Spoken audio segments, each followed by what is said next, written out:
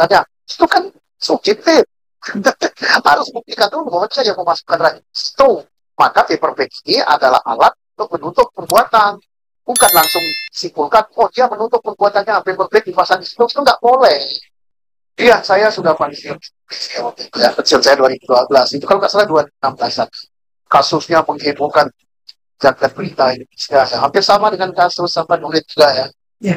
Iya, apa Brigadir Joshua meninggal masang jenderal itu heboh juga.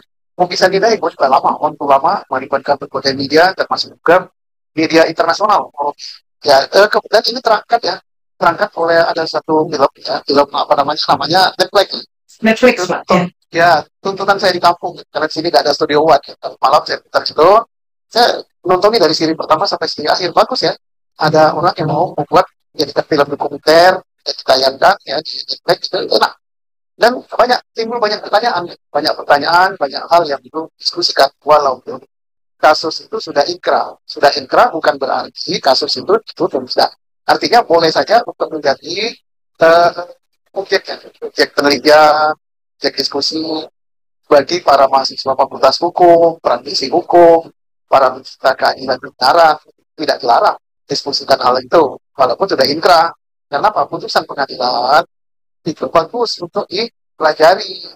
Bukan berarti kalau putusan pengadilan itu sudah mutlak kebenarannya. Kenapa? Karena itu bukan putusan Tuhan, putusan manusia. Yakin kalau benar kita bagus belajarnya, kita praktekkan, kalau salah mana salahnya, nanti tidak terulang. Itu bagus sekali. Ya karena saya hanya melihatnya dari film dokumenter ya. Kalau dari dokumenter itu banyak sekali kejanggalan. Yeah. Kejanggalannya misalnya tidak terlihat, tidak terlihat apakah benar sianida itu dimasukkan oleh tersangka atau terdakwa. Kan tidak ada bukti gitu. Yeah. Jadi hanya berdasarkan saya hanya menggunakan filmnya. Oh itu paper bag-nya diletakkan di atas meja. Sehingga dia masukkan sianida ke dalam gelas tertutup oleh itu tidak kelihatan oleh CCTV. Nah, berarti praduga nggak boleh. Apalagi ini. Jadi di situ saya kita tanya, tapi bukan berarti bahwa pendapat saya benar ya. Saya tidak berpendapat bahwa saya benar, tapi kan ada kejanggalan.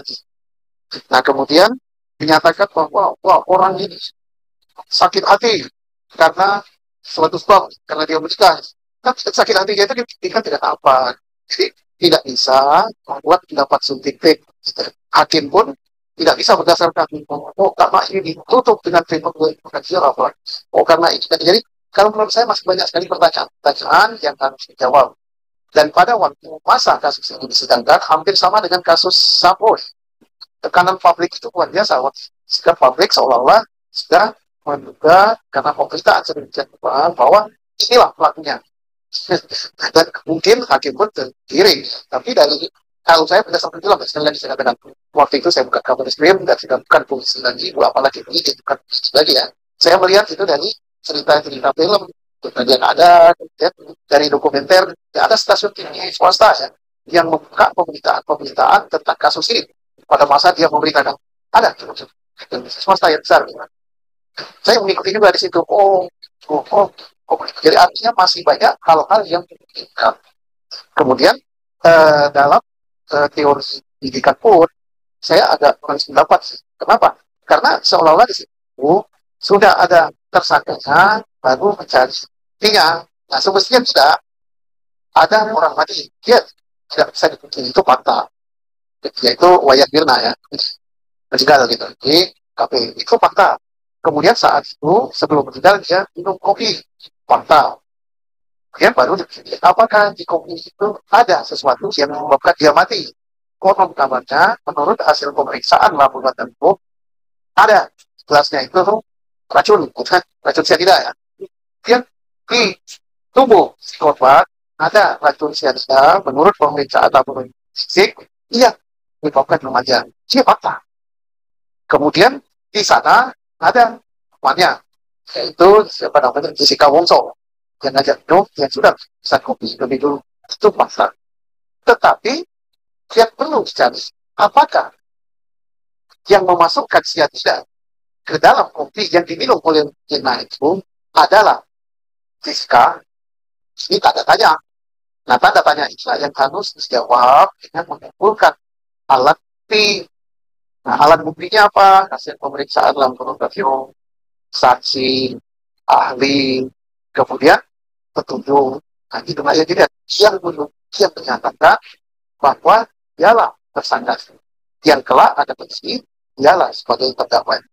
Nah, yang saya dalam film itu apakah ini sekali lagi saya berdasarkan film apa namanya Jack Black yang ditontonkan itu tidak memberikan suatu fakta dari CCTV dari apa dan tidak ada saksi yang juga bahwa racun itu atau sianida itu dimasukkan oleh si, siapa namanya Ska.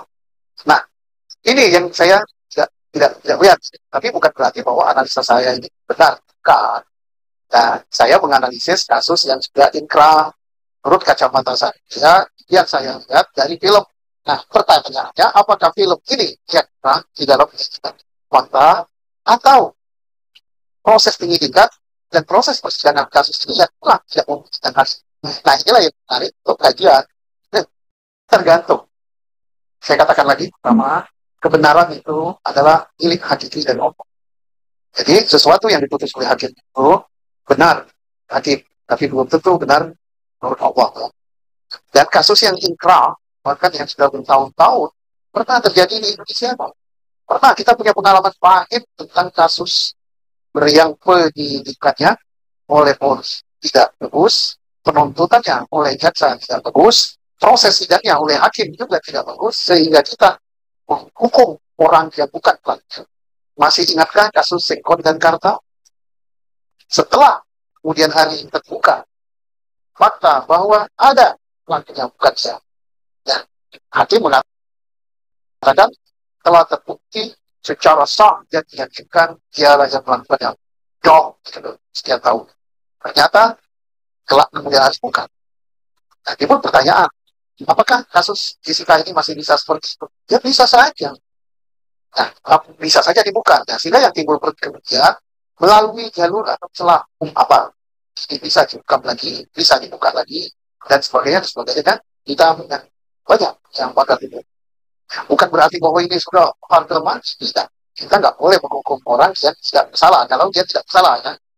Jadi di dalam hukum itu ada giuk yang menyatakan lebih baik membebaskan 1.000 orang bersalah daripada menghukum satu orang yang tidak bersalah. Mestinya begitu. Penyidik, jaksa, kalau tidak seperti itu, kalau tidak yang kita harus dibebaskan. Walaupun dalam ini ada prasangka, dialah pelakunya. Itu tidak boleh dengan keyakinan begitu saja, dan keyakinan subjektif. Keyakinan itu harus ditimbulkan oleh bukti.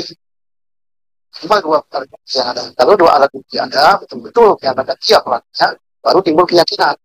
Tapi kalau saya yakin dengan kenekatan saya, ya silakan, gak usah ditanggung penumpang. Terus sekarang bagaimana? Kalau pertanyaan kan, bagaimana? Buktinya tidak ada, tidak cukup bukti untuk menyatakan bahwa dia pelakunya, ya. Tapi tidak ngaku, tidak ada bukti dan apa-apa. Dia pelakunya. Dalam keyakinan, pelakunya dia. Tapi alat bukti untuk bahwa dia pelakunya nggak kerja. Ya namanya nggak terbukti dong. Ya, silakan bebasin. Dosa ditanggung oleh pelaku itu. Jadi jangan sampai kita menghukum orang yang tidak bersalah. Kalau dalam hukum itu, ya lebih baik bebaskan aja 1.000 orang bersalah. 2.000 juga yang bersalah. Kan?